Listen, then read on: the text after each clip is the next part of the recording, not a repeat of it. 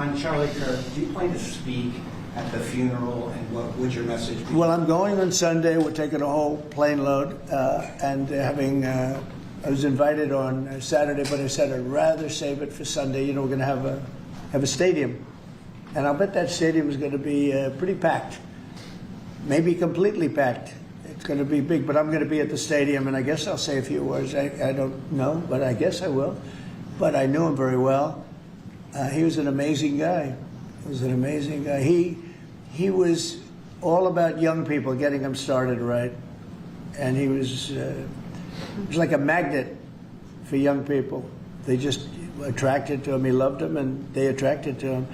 His wife is a tremendous person, by the way. He always had great respect for his wife. He got married. I didn't know he was getting married. I heard he got married, and he loved her. He really loved her. She loved him, and I think she'll have something to do with keeping that whole thing going. You know, Turning Point it became a very big deal, and I heard they had like 38,000.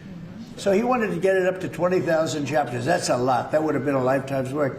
I heard that over the last 4 days, they have 38,000 people 38,000 chapters at colleges, schools, other places.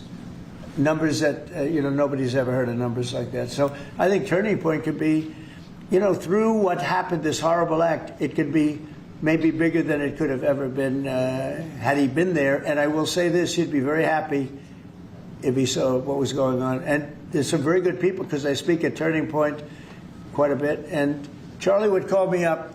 So the last time I spoke to him, he said, "Sir," and I think it was Phoenix, "Sir, could you get to Phoenix?" This was like in a day. I said, "Charlie, I'm the President of the United States. You're coming, asking me if I could speak tomorrow in Phoenix. You can't do that to me, Charlie." But usually I ended up going.